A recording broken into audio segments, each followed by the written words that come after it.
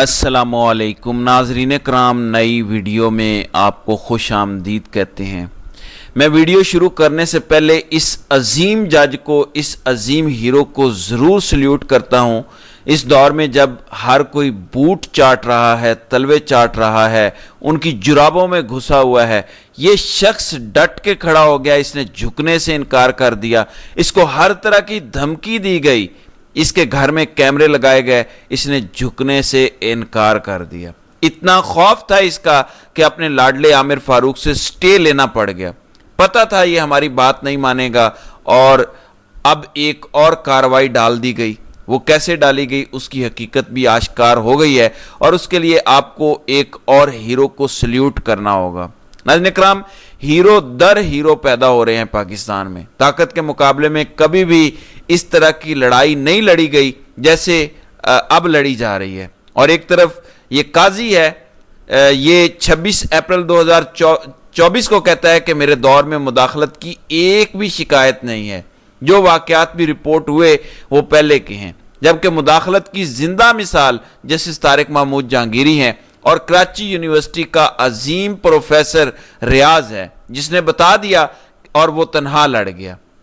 मैं इनको desperate dangerous duffers भी कहता हूं। इन्होंने जिस तरह से निज़ाम को यरगमाल बना के जज साहब की डिग्री को जाली करार दिलवाया है कराची यूनिवर्सिटी से, जिस तरह सिंडिकेट को कंट्रोल किया गया, वो सब अब अवाम के सामने आ चुका है। ज़रा वाक़यात की तरतीब देखते हैं।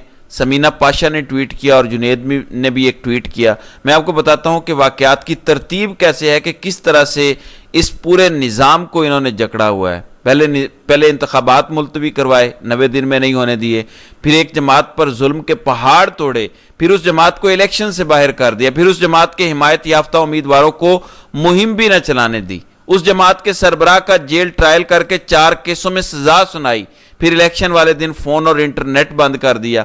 फिर भी बात ना बनी तो बदतरीन धांधली की, धांधली को बेनकाब करने वाले सरकारी अफसर को अगवा कर लिया, फिर इस ज़ेरे अताब जमात से मखसूस नशिस्तें भी छीन ली, फिर दोबारा गिनती की आड़ में मजीद नशिस्तें छीन ली, धांधली के तदारुक के लिए बने इलेक्शन ट्रिब्यूनल गैर फाल कर दिए, अदालती फैसलों की धज्जियां उड़ा दी गईं।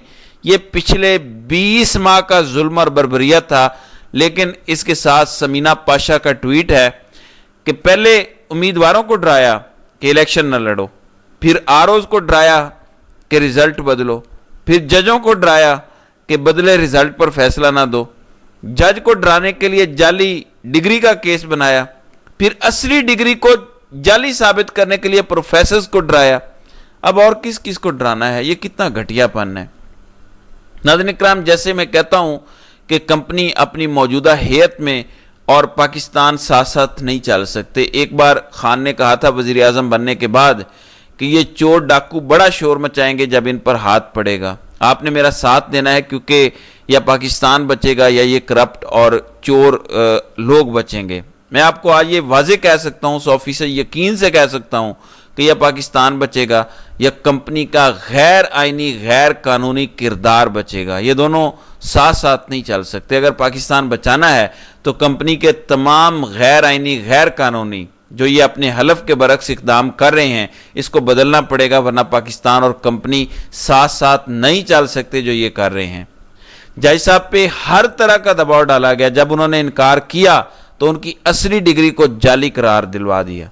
और जो साहिब डिसेंडिंग नोट लिखने लगे थे सिंडिकेट के मेंबर, उन प्रोफेसर रियाज साहब को अगवा कर लिया गया। ऊपर से कराची पुलिस मुज़ायका खेज ट्वीट करती है कि उन पर कोई पुराना केस था, उनको थाना आर्टरी वाली पुलिस ने उठाया। बाद में पता चला कि वो उस केस में तो बरी हो गए।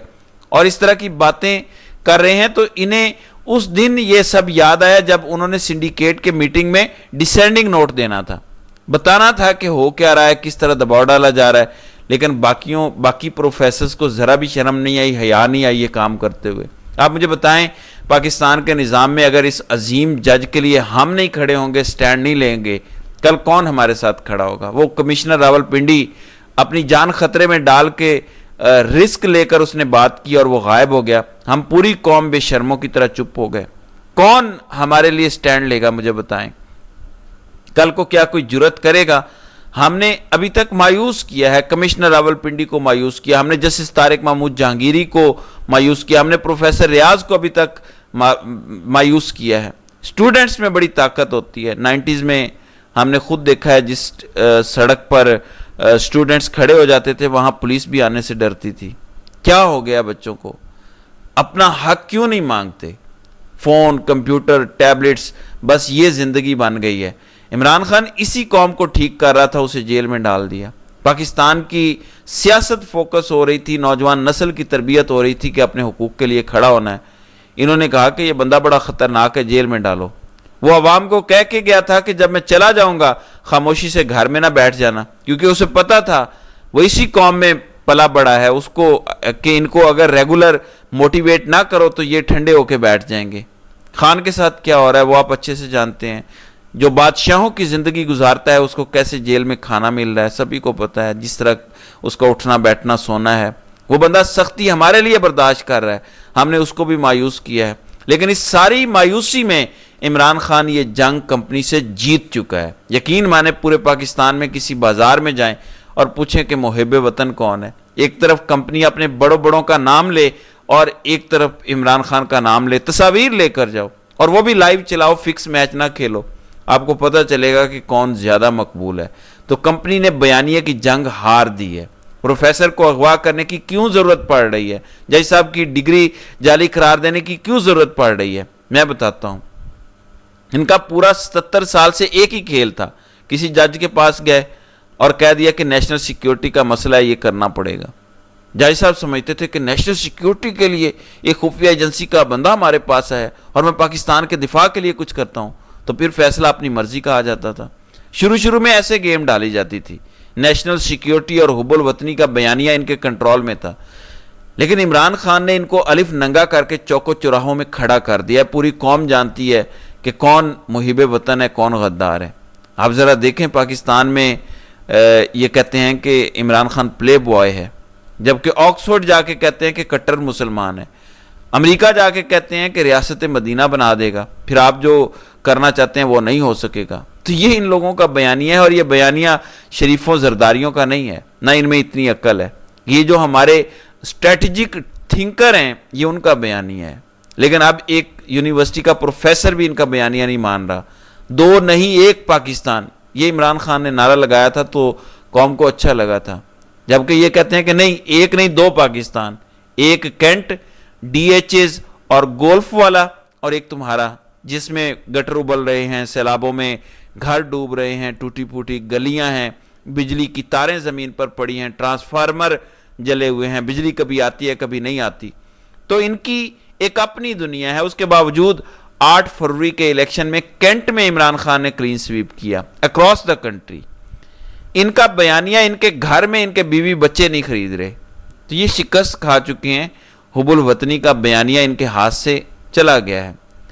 بہرحال مجھے یہی کہنا ہے کہ طارق محمود جہانگیری صاحب، ہم آپ کے مقروض ہیں، ہم بزدل ہیں، ہم ڈرتے ہیں، لیکن آپ لوگ قوم کے ہیروز ہیں۔ آپ کو جتنا خراج تحسین پیش کیا جائے کم ہے۔ دیکھیں تاریخ نہ جھکنے والوں کو یاد کرتی ہے، تاریخ ٹیپو سلطان کو یاد کرتی ہے، تاریخ سراج الدولہ کو یاد کرتی ہے، میر جعفر اور میر صادق کا ذکر جب بھی آتا ہے تاریخ بھی تھوک دیتی ہے۔